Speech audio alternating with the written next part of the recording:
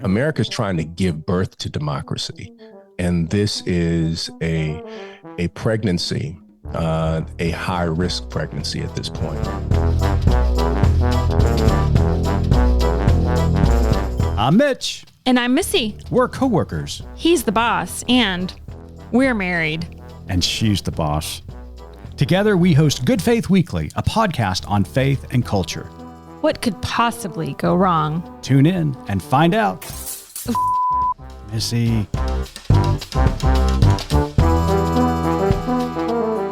Welcome to Good Faith Weekly. On this episode, Missy and I are going to catch up. It is our last broadcast from Lincoln, Vermont. After we catch up, we're going to talk about the latest news. And then later on in the pod, Missy and I sat down with Reverend Dr. Otis Moss III. He's got a brand new book out titled Dancing in the Darkness, Spiritual Lessons for Thriving in Turbulent Times. It is a wonderful conversation that you're not going to want to miss. So stay tuned.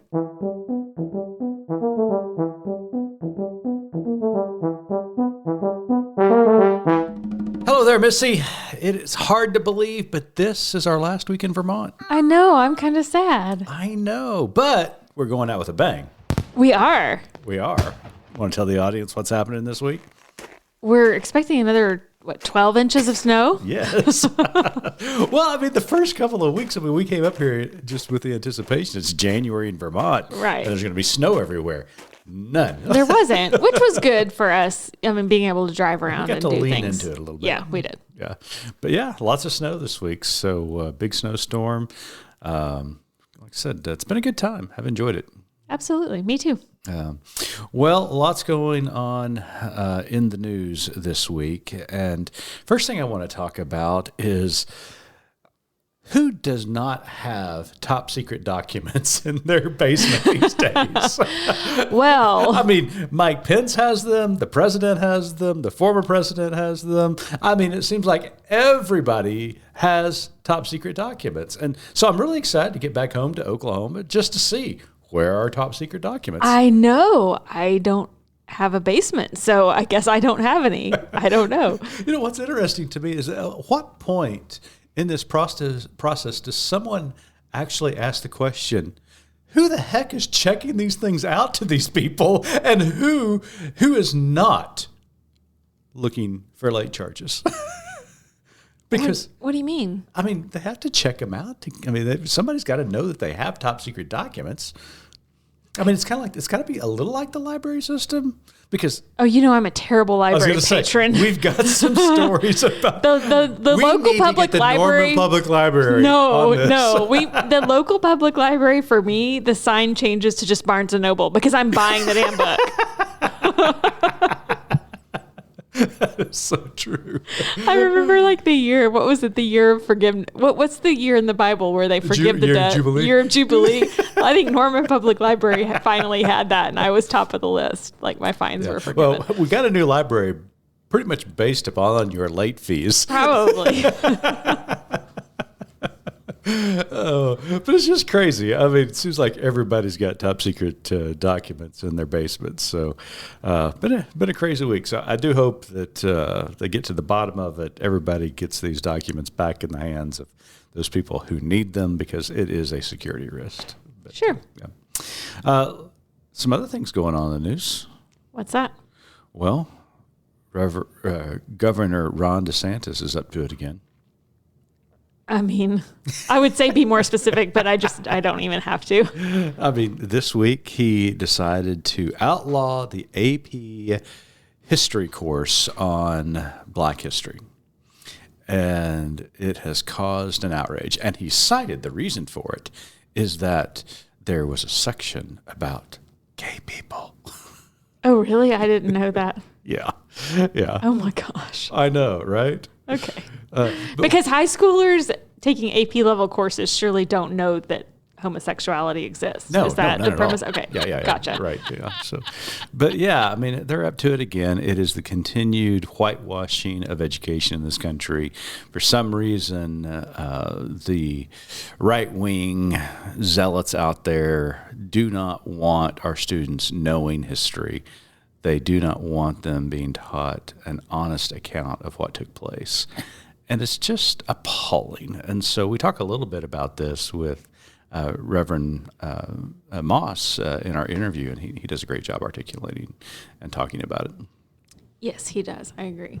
Yeah. So anything else going on in your life before we go to the interview? Well, yes. I thought we were going to open with our latest Vermont drama saga. Gosh. I don't know. Okay. Okay. I mean, there's a lot of drama going on this week. I'm going to tell my version of the whole story.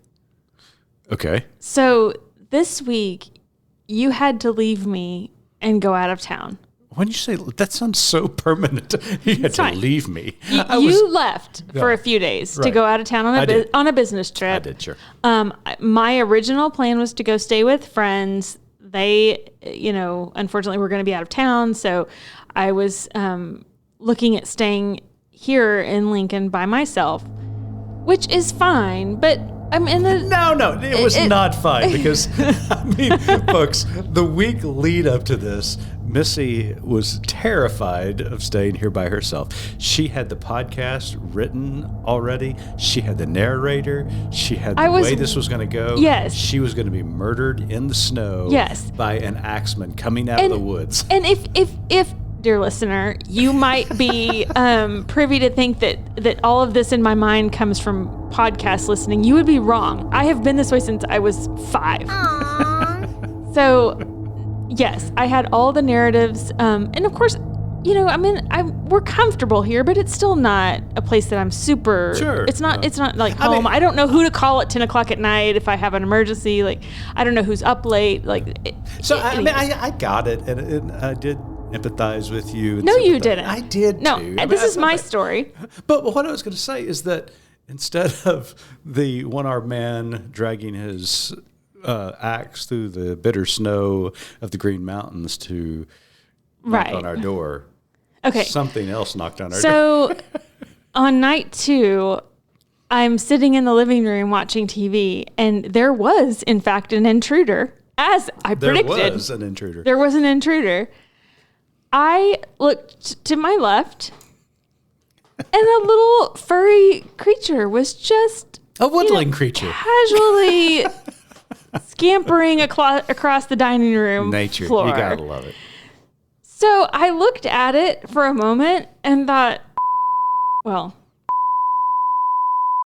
so there's a mouse. This was a scenario I had not planned for. Mm-hmm. In all of my planning and preparation for a human intruder, I had not thought about a 4-legged intruder. So it was 10 o'clock at night. And so I did send a couple of texts, but of course, people are in bed, so nobody responded. So I called you and said, there's a mouse. What am I going to do? And so you start sending me these useless suggestions of apps. So I was with our media producer. So Cliff, this is all your fault? So we started Googling how to get rid of a mouse without a traditional mouse trap. And so there's all kinds of homemade remedies to do Let me just tell you what this mouse was planning. When he went from the dining room the direction he was, I got up to come see where he went, and there was no sight of him. He's stealthy. Or at this point it's a her, because I have no doubt she was heading to my bed to have babies. Anyways, so that night I just gave up on sleep. I just sat up and watched TV. It was like, this isn't going to happen. And so I somehow survived the night. I did call our oldest son, who had lived for 4 years in the heart of Boston, in older structures, and is very accustomed to. His battle with mice is hysterical. So I called Cole and said, hey, there's a mouse in this house. What do I do? And he just laughed. He said, I thought you'd be calling me because of the ghost. And I'm like, dadgum. So now I get another thing to think about, the ghost that lives here. So I hadn't planned for that either. Anyways, so I did survive the night. I don't know where the mouse went, but some lovely church people brought me some traps, because at this point you're still gone, which I'm too skittish to set. So I picked you up from the airport that night. You came home. I gave you the traps. You set the traps. There are 3 mouse traps here with peanut butter right? Beautifully set. Yes. I mean, just perfectly set. Waiting. I mean, they're baited. They're ready to go. So I want you to know those mouse traps are still set. But guess what? I've seen them. I mean, they're ready to go. Guess what? I can't what? There's no peanut butter on them. So, you know what this means, right? Yeah. Vermont mice are smart. We no longer have a mouse problem. We have a pet.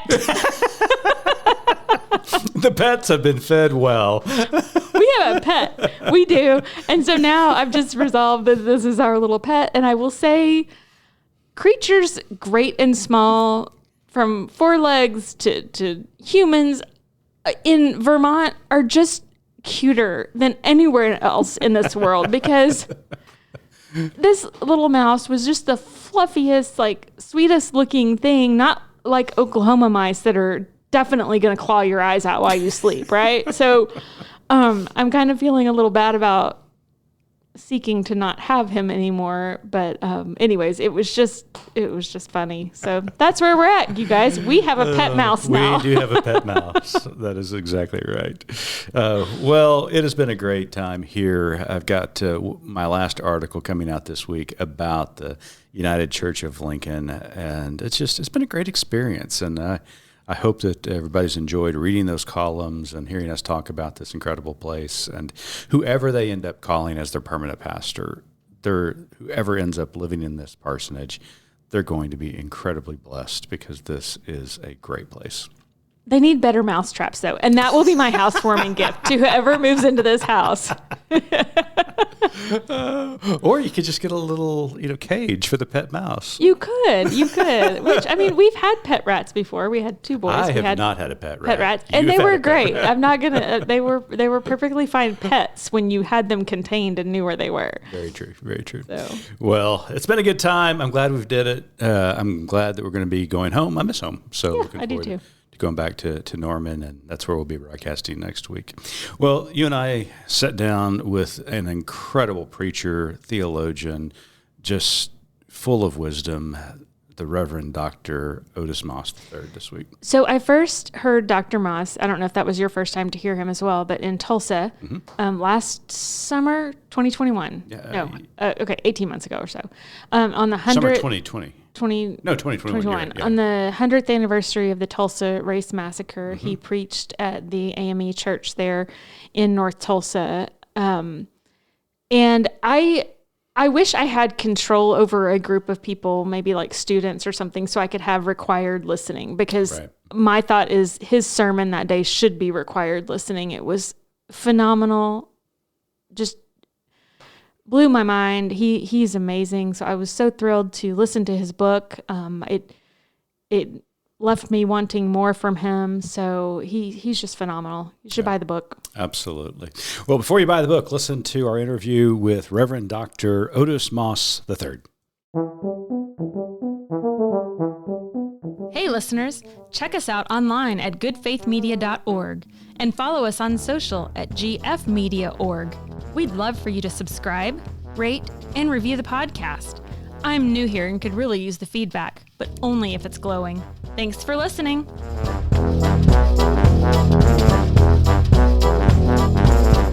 Welcome back to Good Faith Weekly. On this episode, we've got a very special guest with us. Reverend Dr. Otis Moss III built his ministry on community advancement and social justice activism. As senior pastor of Trinity United Church of Christ in Chicago, Illinois, Dr. Moss spent the last 2 decades practicing and preaching a black theology that unapologetically calls attention to the problems of mass incarceration, environmental justice, and economic inequality. A native of Cleveland, Ohio, Dr. Moss is an honors graduate of Morehouse College. He earned a Master's of Divinity from Yale Divinity School and a Doctorate of Ministry degree from Chicago Theological Seminary. He is the founder of Unashamed Media Group, a justice-centered, faith-based agency committed to producing and curating stories to inspire the heart and challenge the mind. His newest book, Dancing in the Darkness, Spiritual Lessons for Thriving in Turbulent Times, is available in bookstores now. Dr. Moss, welcome to Good Faith Weekly. Thank you so much. It's a delight to be back on. Thank you, Dr. Moss. And let's start off by asking, tell us what your inspiration for the book was, and in particular about how the title came to be. It's just a really beautiful story. I think our listeners would enjoy. Well, thank you. Thank you on that.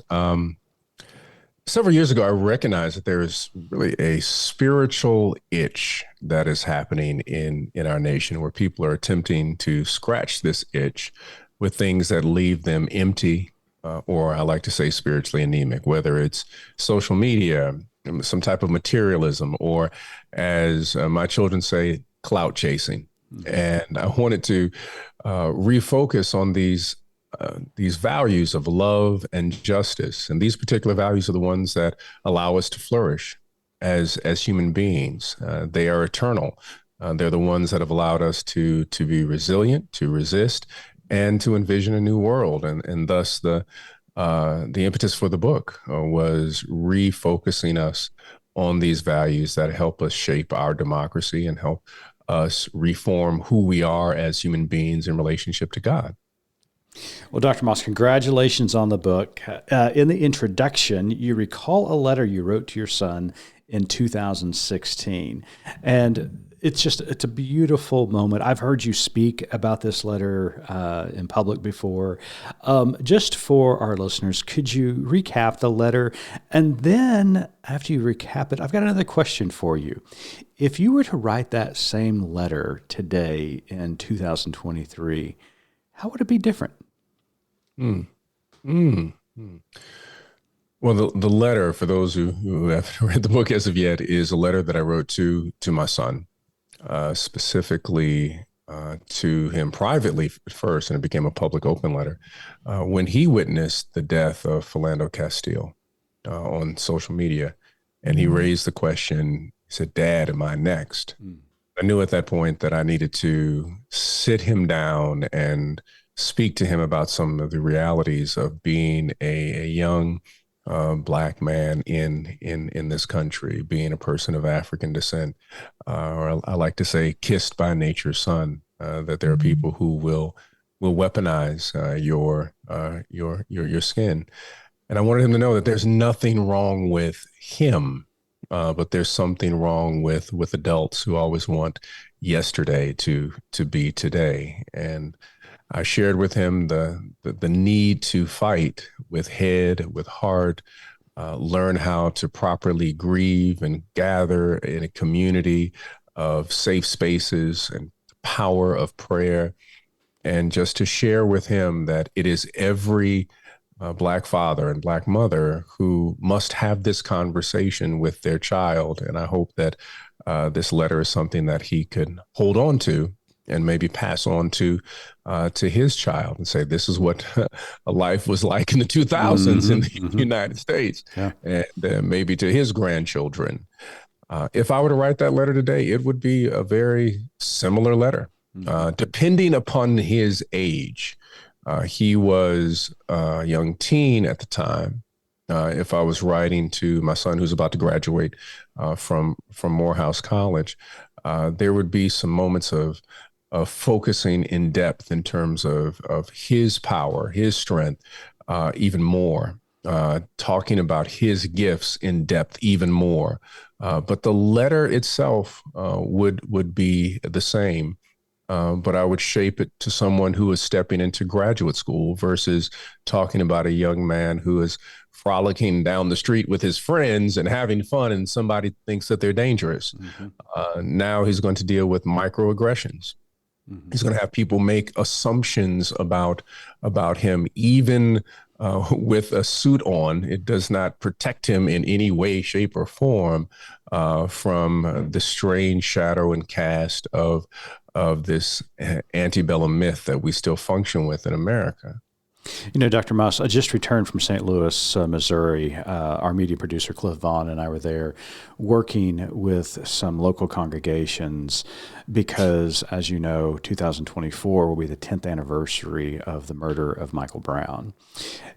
It is hard to believe it's already been a decade. It seems so long ago, but on the other hand, it seems just like yesterday. And so much has happened in this last decade. And your vocalization that the letter would be very similar today than it was in 2016, I think speaks to that, because while we have hoped for change, while we have marched for change, while we have vocalized for change, we haven't seen a lot of change take place over the last 10 years. Well, I would say that the letter is so deeply a part of the idea of hope. I think that you have to face tragedy before you can make any shifts and changes. You got to learn how to sing your blues before you can move to the moment of any resurrection gospel. I joke with people, and I'm very serious at the same time.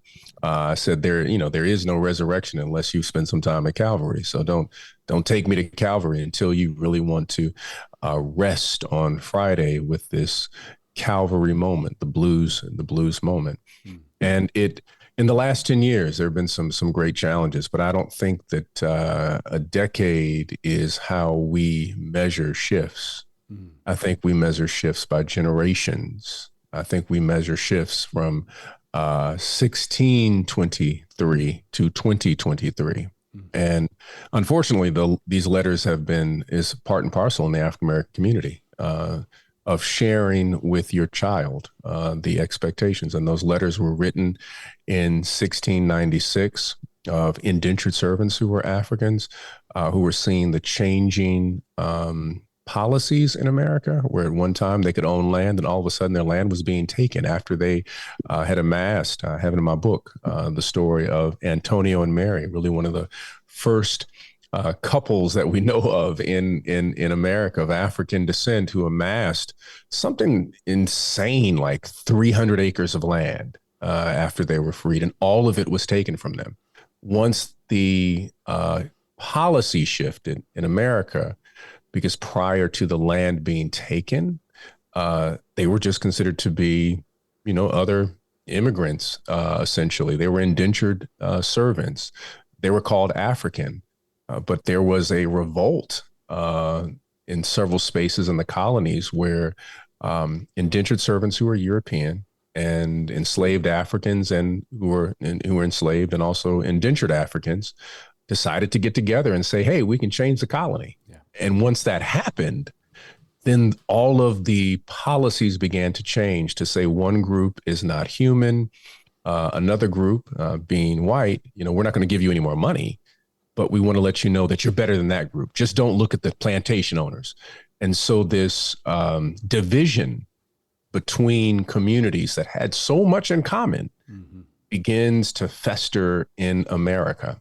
So the Irish, who normally connected with people of African descent, which is really interesting. If you read Frederick Douglass's biography, he talks about he learned a lot of his vocabulary from Irish young men. He would keep a piece of bread in his back pocket when he was in Baltimore, and he would say, hey, I'll give you a piece of bread if you tell me what that word is right over there. And that was one of the ways that he expanded his vocabulary. And he talks about the relationship that he had with young Irish people. But those relationships were destroyed over and over and over and over every time there was an attempt to build a coalition. So we measure through generations. I love that. Not by decades. I was so grateful. I had never heard the story that you told in the book about, is it Antonio and Mary? Yes. I'd never heard their story or one like that. So I really appreciated that. Just knowing that. Thank you.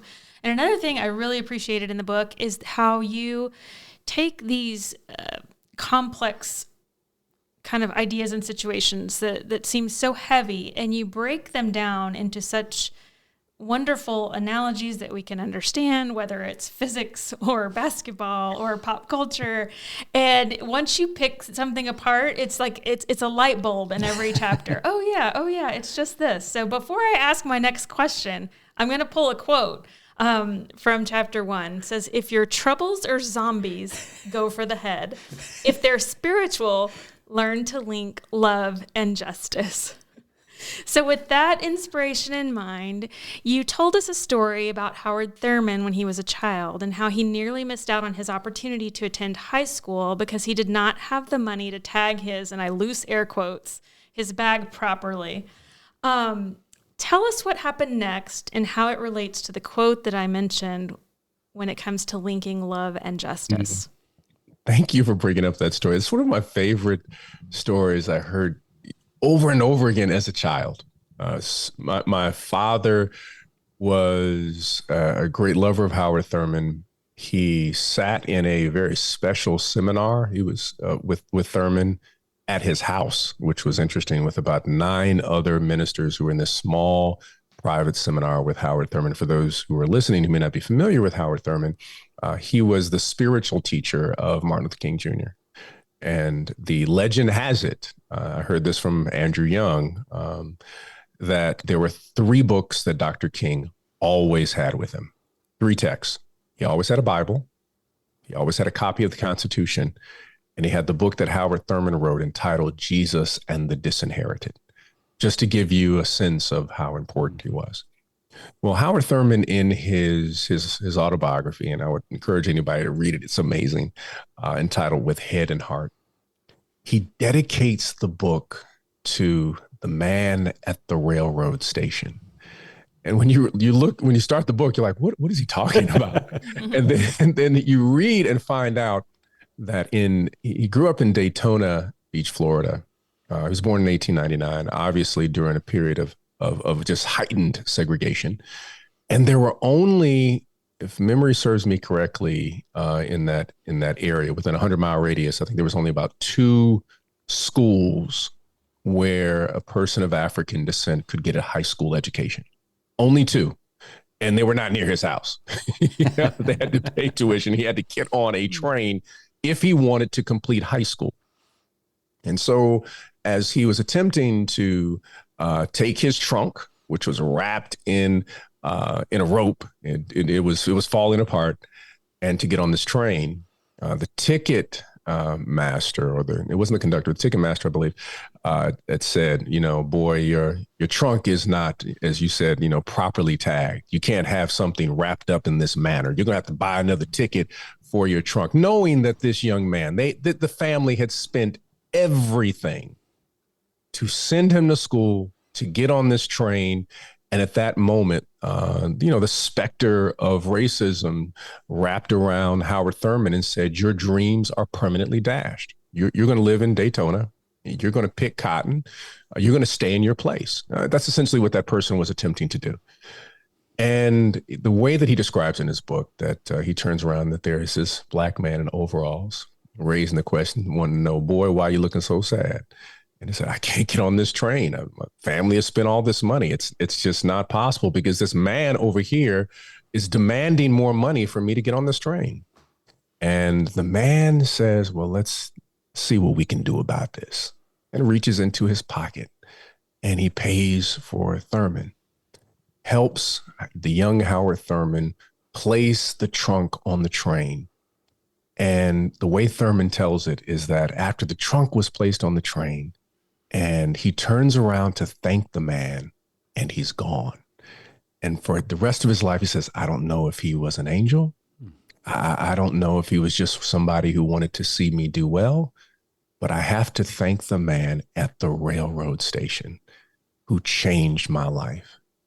And this moment of absolute sacred serendipity changed the course of America.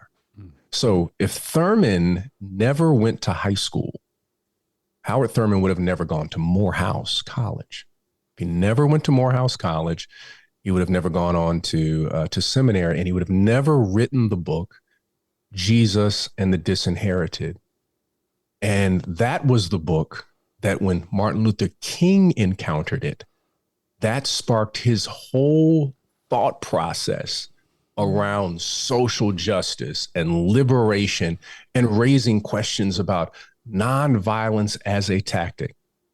So you can trace the inspiration for an entire movement to this man at the railroad station. And there's multiple ways that he could have done it. He could have said, this is a terrible thing. Let me take you to get you something to drink, young man. And that would have been a loving act, but it wouldn't have been a just act. He could have punched the ticket seller in the face. Seems like some revenge, a just act. But it would not have been a love and justice act. Yeah. But what he did was he provided a remedy, encouraged him at the same time to say that you are you are a person of great worth, and go on out in the world and do something for the community. Never saw him again, but this man at the railroad track, at the railroad station, changed the history of our country. Wow, what a beautiful story. And I've got chills all over again. That's absolutely right. Well, there's another story that you tell in another chapter. It's a beautiful story. Any parent can relate to it, about a drawing that your children made for you and wanted to show off this beautiful portrait to their father. And as you walk through the door, you discover, let's just say, a little bit of a mess that they had left behind. And they point to the mess and say, "Look, Daddy." And I believe they brought in the dog for help. Is that right? Yes. I think so. Yeah, that's right. I was quite upset. Okay. But it was a beautiful illustration as you begin the discussion on chaos and justice, and looking past the chaos to really focus in on what is important in the situation. So, I thought it was a beautiful expression of that, Dr. Moss, and I appreciated it. There's a lot of talk in the country these days about a re-envisioning of law and order. It never really went away, but there, as I said, another re-emphasis of that. And to promote a new sense of law and order and policies associated with law and order, those who try to argue that side of things also have to convince us that the world is chaotic, and that they are the only ones that can bring order to this chaos. How can you encourage us to look past the chaos, to find the real root of the issues that we need to address, as well as discover a glimmer of hope to move us forward as a society? Thank you for that. You're mentioning that we have a chapter entitled "Consecrate the Chaos," where we talk about it as a spiritual principle that chaos is inevitable. We are all going to experience it. The question is, can you name it? Can you employ it? Can you find the spiritual and physical laws that are present in the chaos? And one of those acts, just like when I saw my kids, I thought the basement, they just went nuts painting, dog paws everywhere. And that you have to pause enough to see the beauty in that chaotic moment, number one. And number two, you've got to find the laws or to build something, a sailboat of that. I use the example in the book, in the midst of that chaos. Every sailor, and I'm not talking about people who drive motorboats and yachts and all that. I'm talking about real deal sailors. They know that you have to experience chaos. It's just a part of sailing, that you can't control the wind. You cannot control the waves. You have no power over the undertow. But what you do have power over is that you know the particular laws in the midst of the chaos. So I now design a ship, a boat that has a rudder, that has a keel that keeps it balanced. And then I have to put up a sail. And I can't choose the wind, but I can move my sail to catch the wind. And a sailboat never goes straight. It tacks left and right to get to its destination. And sailors are used to it. They said that's to get to land, I have to go this way and that way in order to go in the direction. And one of the things that we have to learn spiritually is chaos is coming, but are you going to learn those spiritual laws? I love what athletes do. I'm a big basketball fan. I love LeBron James and John Morant and Steph Curry and all these people. And I especially love point guards, because in the chaos of a game, a great point guard, in their mind, they say that they pause and they are able to slow down to the point where they can see where people are going, not just where they've been. And they pass the ball not to where you've been, they pass it to where you're going to be, because they're able to pause enough in the midst of the chaos. And that's what happened in the freedom movement, the civil rights movement. They were pausing enough, recognizing the chaos, and they were building a ship a ship called Freedom. Yeah. And BLM, Black Lives Matter, is building a ship, utilizing hashtags and current technology becomes the sail in order to communicate the idea about state-sponsored death through police brutality. And this can be employed by everyone individually, but it can also be employed collectively in our democracy with the chaos, the enemy, those who want to keep systems the same, who want the status quo, use chaos to harm, use chaos in order to break, chaos in order to redirect and marginalize people. But when we collectively come together, we recognize that we can build something, a ship to navigate these strange seas of society. I love that. Dr. Moss, as I mentioned earlier, how much I loved the comparisons you made throughout the book, just all of these light bulb moments. And for most of the book, I'm with you. I'm loving all of it, especially the mom wisdom. I'm always here for that. But I got to take an issue with one thing you talked about. Sure. And forced me to change my worldview. Not very happy about that. But I've never been a fan of superheroes. And now you've got me thinking I've got to go read some Batman comics. As you talked about how to redirect our rage, and you brought in these superheroes and how they live according to a code. In particular, they restrain what they are able to do, as part of kind of a code that they live by. In particular, Batman, you say, he's anti-gun, that they're an abuse of power, and so he's not going to kill, and all these wonderful things. And like I said, I've never been a fan of superheroes, but now I feel like I've got some catching up to do. And then you made it worse, and you brought Jesus into the whole mix. So for those among us who are just outraged with injustice, along with the direction of the Christian witness in society, how can we productively redirect our outrage, living with the code of both superheroes and Jesus? I think I had fun doing that chapter. I could tell. I had a ball doing that. It's two pieces to deal with. We deal with the whole origin story, that reworking your origin story, and the idea of redirect your rage, and reworking your origin story to use the comic book narrative. As a person who grew up as a comic book nerd, is that the whole comic book narrative is drawn out of the heroic myth, essentially, the journey of the hero. I think the book, The Hero with 1,000 Faces, is where all of these particular myths are drawn from. And every comic book hero, they can't be a hero until they understand their origin story. So all of them, heroes and villains, essentially have the same origin story. There is an event that happens where they must choose. I choose to employ what I have been given for good, or I choose to say I'm a victim and I want everyone to be traumatized and feel my pain. They have that choice. And that's what all of us have. We all have that particular choice. I'm enamored by the backstory of Storm.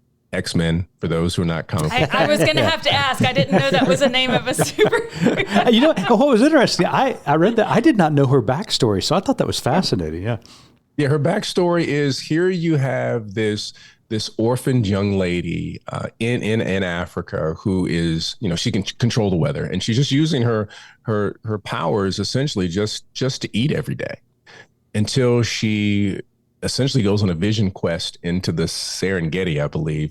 And she meets a prophet and a priest that's raising the question, are you going to use your powers for good? Or are you just going to wallow in your pain? What choice will you make? And she, of course, chooses to become the Storm of the X-Men, that becomes this marvelous leader and hero. And that is our particular call.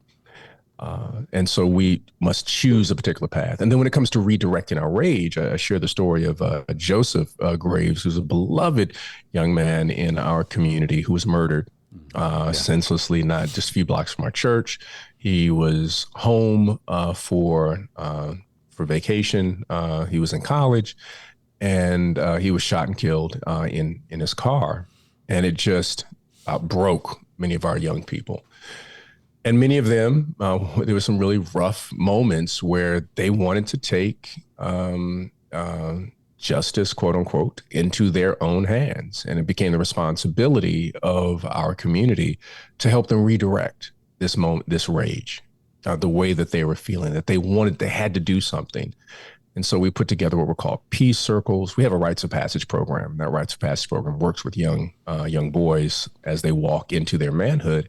And those leaders sat down with these young men and said, we understand your feeling. We understand your rage. You should feel deeply hurt because of this trauma. Now, the question is, what type of community do you want? What type of world do you want? Tell us.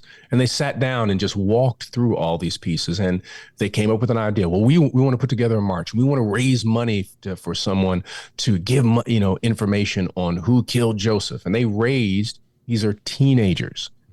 They started a Kickstarter campaign. They raised $12,000 on their own, which is extraordinary. I mean, it blew everybody away. Yeah, sure. Like, these kids they just raised $12,000 in a couple of days. Yeah.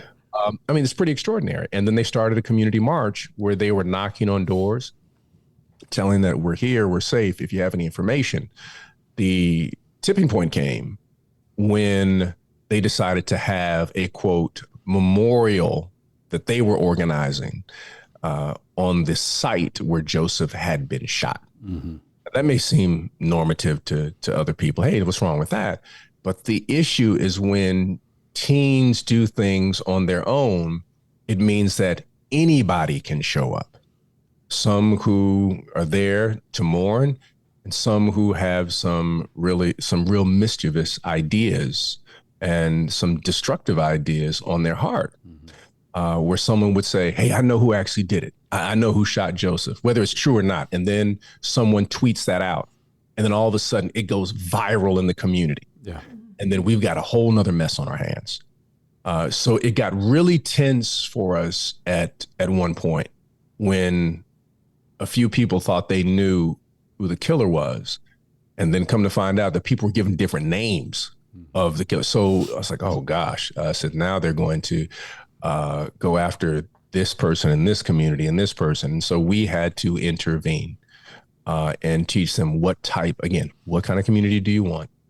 You've got to go to this homegoing. You're going to sit there and watch LaTonda Graves. LaTonda was Joseph's mother. She's weeping. How many mothers do you want to weep? Mm-hmm. How many? What about Joseph's little brother? Do you want Justin weeping? How many Justins are there out there? Remember now, bullets don't have names on them once they're released from their chamber. And oftentimes, and we had to have conversations about how many innocent people do you know that were shot because they were in the line of fire. And that conversation just broke people because they were like, oh my gosh, my friend, this was what happened. I said, that's what happens when rage leads and it's not redirected. Wow. Well, ladies and gentlemen, the book is Dancing in the Darkness, Spiritual Lessons for Thriving in Turbulent Times. There are numerous stories, just like Dr. Moss told us about in this interview. He's got insights and wisdom galore. You're going to want to pick it up. It is outstanding. And so, Dr. Moss, before we let you go, we've got two more questions for you. One, I've got to ask just because it's just been on my heart and mind the last week or so. And then, of course, Missy's got our last question for you. But this one's straight out of the headlines. And last week, Governor Ron DeSantis of Florida made a decision to basically strip an AP African American Study course from the curriculum. And, I was hoping that we were past all of this nonsense, but here it is again. Can you just respond to the governor's action? And this is not an isolated incident either. That's right. What's unfortunate. So just, can you have a response to that? Ron DeSantis is a liar. He's Trump 2.0. That's the only way I can say it. I was trying to say something, relatively nice, but that's the only way I can say it.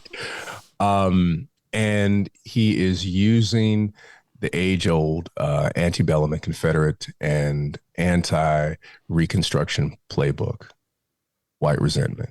Somebody's getting something or receiving something or teaching something that is going to lead us away from true America. And I got a copy of the curriculum. I went through it. And so here, let me tell you what's in the curriculum. They do these amazing things, like they talk about something called slavery, which actually happened, Reconstruction. And then they move into this talking about the period of the post-Reconstruction period of lynching. But they also do this wonderful job lifting up in the curriculum, talking about women in American history, especially Black women. And they go on to talk about Frederick Douglass, not only Martin Luther King and others that we know of, but Anne Julian Cooper and Fannie Lou Hamer, and all these wonderful, powerful women. They lift up writers like James Baldwin. I guess they're nervous about James Baldwin. I don't know, because I guess James Baldwin's gay. I guess if you read someone's book who's queer, that you become queer, I guess. It's just bizarre. Right. But it is the playbook to always say that Black people, and teaching anything that associates with Black history, is anti-American, is not patriotic. And those are the words that they've been using, that it is indoctrination. They were raising questions about the fact that this curriculum teaches the civil rights movement. There's a whole section in the curriculum that does the studies the speeches of Dr. King in the curriculum. But this cannot be studied in Florida. In other words, history cannot be studied. But what's fascinating to me is they approved AP Italian history, AP French history, AP Japanese history, AP Irish history, AP United Kingdom history. I mean, they went down the list, but soon as it becomes the AP Black, it was then removed from the curriculum, because Ron DeSantis understands, unfortunately, that there is a level of resentment that has been built up, that has been happening since Antonio and Mary got married in the 1600s, that there's a group of people that feel that if you receive anything, then it must be taken from me. And then the reality is, it's a small group of people in America that are keeping people of faith and trust and hope and compassion, like us on this podcast, from building coalitions, relationships, to build the yet to be United States of America. Okay. America is trying to give birth to democracy. And this is a pregnancy, a high risk pregnancy at this point, because there are so many people that are in the delivery room that literally, though they talk about they don't want abortion, they're trying to abort this baby, and the baby is democracy. Wow. When I heard DeSantis talk the other day, I was just appalled. And so I appreciate immensely your inspiration and your words and providing us with the knowledge and the power to stand up to this and to make certain that democracy is continuing to be born again. So thank you very much. And thank you. In keeping with the pop culture theme that you had in the book, I suppose it might be appropriate or perhaps inappropriate to ask, what comic book villain would Ron DeSantis be? That's a Did I give you your next book idea? If so, I just want to credit somewhere. Yes. So let's think about this.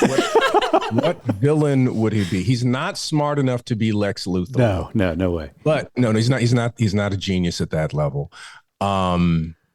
He might be the Joker. I think that because he is essentially sowing chaos within the electorate, but the Joker always knows what he's doing. I mean, he's a smart dude. So there's no doubt about that. Yeah. But he has a particular vision of the world that it could be. So if I'm on the DC side, on the Marvel.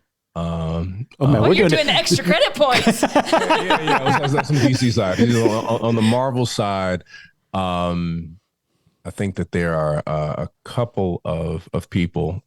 His name is escaping me. It's actually essentially the person who worked for the government who was trying to lock up all of the X-Men. I can't think of the guy's name right now, but essentially he saw anyone who had a different gene as being problematic to the safety of America. Comic books are ways to teach, like, let me just, here's a nerd out idea. So I'm really going to push you and help you out with the comic books. So the X-Men was created by Stan Lee. Mm-hmm. Stan Lee, back in the 60s, they weren't a part of the civil rights movement, but they wanted to figure out a way how they could connect with what was happening nationally. Mm-hmm. So they wrote the X-Men, where the leader of the X-Men, Professor X, is promoting the ideas of Martin Luther King Jr. Because you have all these people who have different genetics that people were afraid of, but they might be the people who end up saving America. Mm-hmm. On the other end, Magneto is a character. Yeah. He was more like Malcolm X. He said, hey, we need to separate. These people are never going to want us. So it was more like Elijah Muhammad more so than anything else. But they were attempting to put forth these ideas embedded in the comic book in hopes that young people would read them and connect these ideas, what was happening nationally, to this fantasy that was being written. And that was essentially what they were trying to do. Yeah. Wow. Missy's got one last question for you.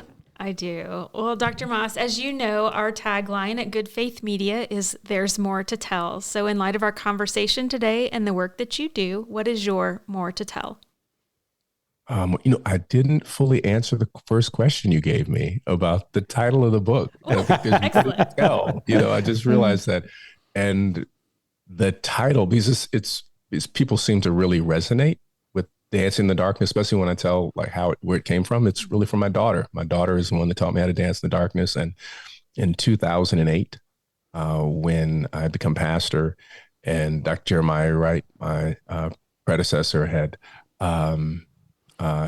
retired, I remember I was working out, finishing up a workout in Bally's at the time. I think it's been bought out by like LA Fitness or something like that. Sure. By now. But I was warming down from a workout, and someone tapped me on my shoulder and said, "Hey, is that your church up there on the TV?" I looked up on the TV, and there was Sean Hannity absolutely eviscerating Trinity United Church of Christ. Mm-hmm. My predecessor. I said, I got to go. And the reason is because Senator Barack Obama was a member of our church and was then running for president. Mm-hmm.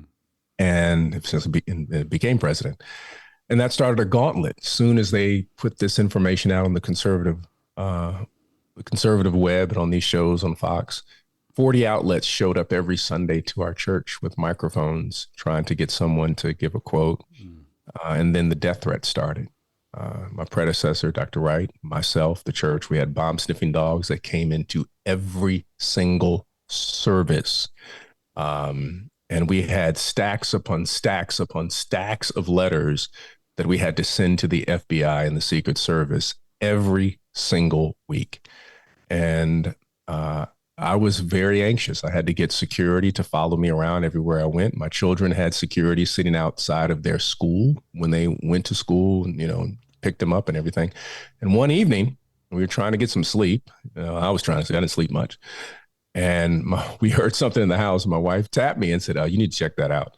And I got up and grabbed my rod and my staff. That comforts me.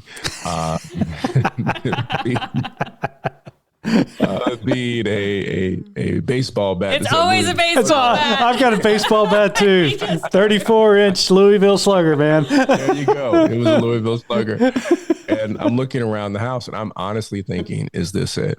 Where I'm going to have to confront someone who has been, quote unquote, inspired or crazed by this conservative media and is trying to hurt myself or hurt my children.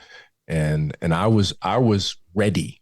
I mean, I was ready. I was thinking in my mind, what am I, because I also, I take martial arts, and I was looking around, looking around the house of anything I need to use was broken into my house.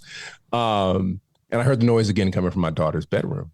I go into my daughter's bedroom, and there's my daughter in the middle of her room, and she's spinning around, and she's saying, "Look, Daddy, I'm dancing. I'm dancing." And it's 3 a.m. And I said in that fatherly tone, because it's 3 a.m. and I have to preach in a couple of hours because it's Saturday night, Sunday morning, essentially. I'm like, "Baby, you need to go to bed." And she kept saying, "Look, Daddy, I'm dancing." And that's when the Spirit spoke and said, "Stop. Look at your daughter. Your daughter is dancing in the darkness. The darkness is around her, but the darkness is not in her." And at that moment, I scrapped my sermon, ran down to my study, start writing in my journal. That was all that was flowing in my spirit. And the sun came up. I had to put on my clothes and get on over to church. I climbed in the pulpit and said that we've been called to dance in the darkness, to dance with joy and compassion, with justice, with transformation, dance with liberation, and never think that the sun has forsaken you. Because if it's dark, it just means that the earth is turned, not that the sun has left.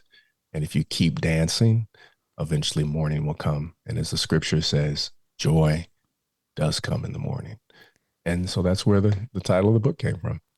I'm so glad you ended up circling back and saving that for the end. That was perfect. That was. Thank you. Well, Dr. Moss, it's always a joy, and you're always an inspiration and a wealth of wisdom. So thank you so much for being on Good Faith Weekly again. Again, the book is Dancing in the Darkness, Spiritual Lessons for Thriving in Turbulent Times. Immediately after this podcast, you want to go buy it, and it is wonderful. And I also want to say, you do a good job reading it, because I listened to the book and it was fabulous. I agree. Yeah. And my daughter is on there too. My daughter does the dedication. She does it in the beginning. Studio with me. Yeah. We did that. That was a very special moment to have. She was just terrified. She has a great voice, but she's like, I was like, just read this. It's dedicated. The book's dedicated to you. Just read it. Yes. And she did it, and I'm just happy that she was willing to open up and do that. Well, start to finish, the whole thing was beautiful. Yeah. So thank you for sharing it with us. Thank you very much. Yeah. Well, thanks, Dr. Moss, and we appreciate you being a guest this week. Thank you. It was a joy.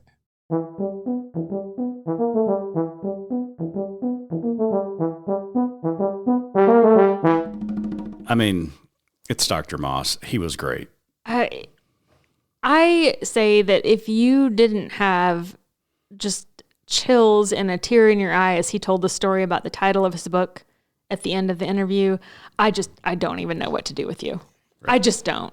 Yeah. I mean, and honestly, the book is just so captivating because of the way he is able to break down what we think of as complex issues into relatable situations and just make things make so much sense. I don't want to trip over his words. I have nothing to add. He's phenomenal.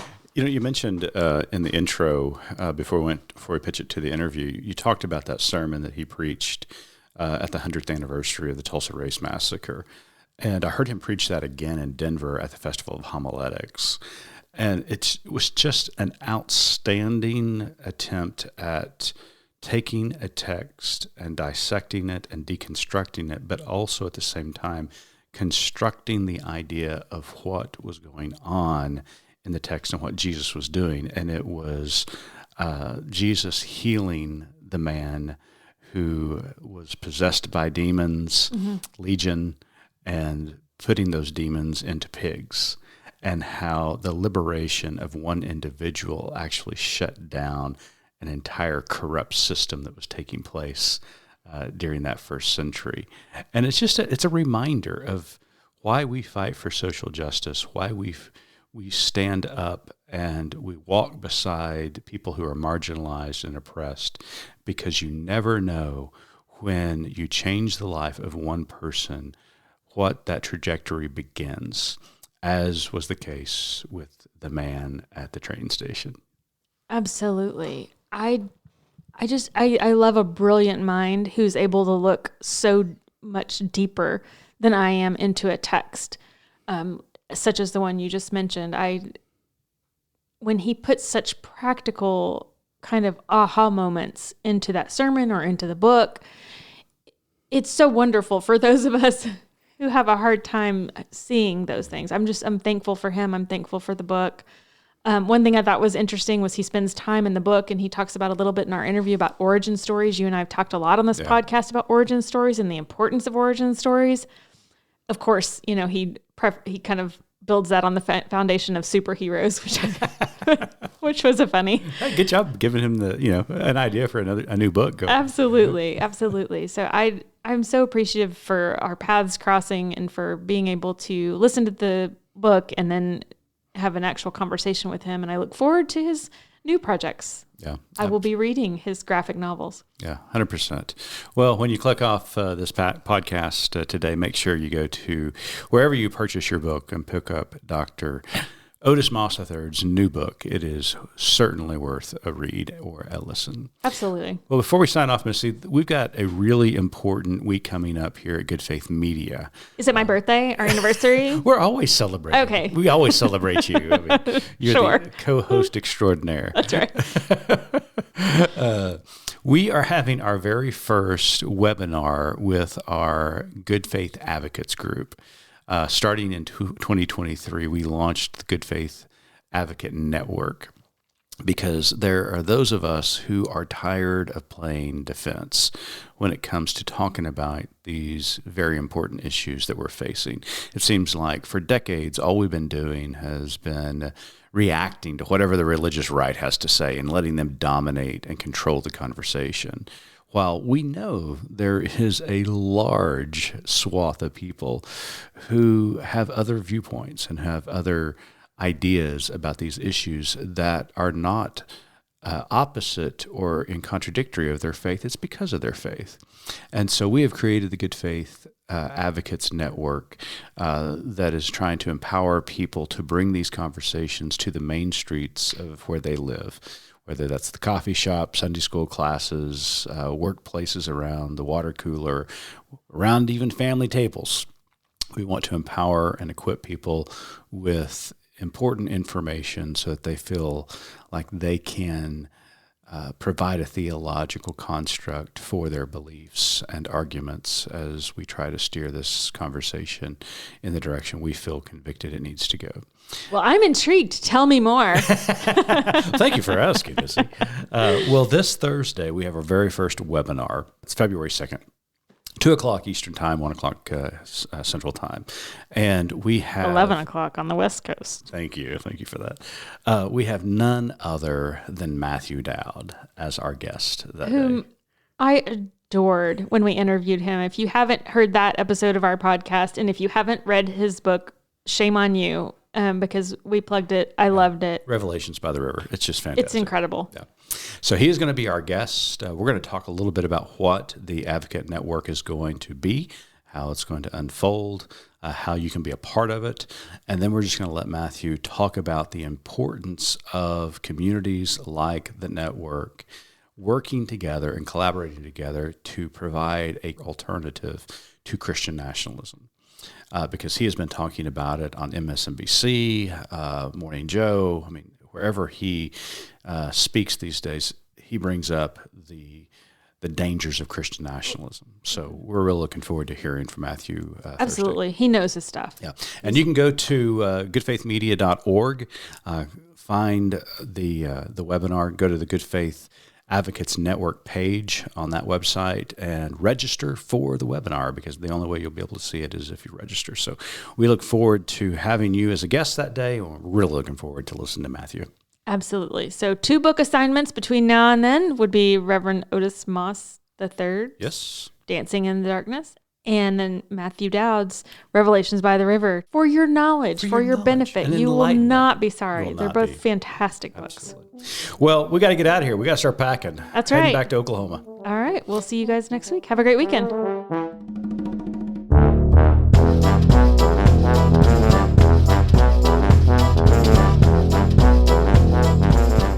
You've been listening to Good Faith Weekly, hosted by Mitch and Missy Randall. This weekly podcast from Good Faith Media discusses matters of faith and culture. Subscribe wherever you get your podcast and give us a like and a glowing review. We produce the podcast out of Norman, Oklahoma. Our music comes from Pond 5. And we're supported by listeners like you. Learn more about us at goodfaithmedia.org.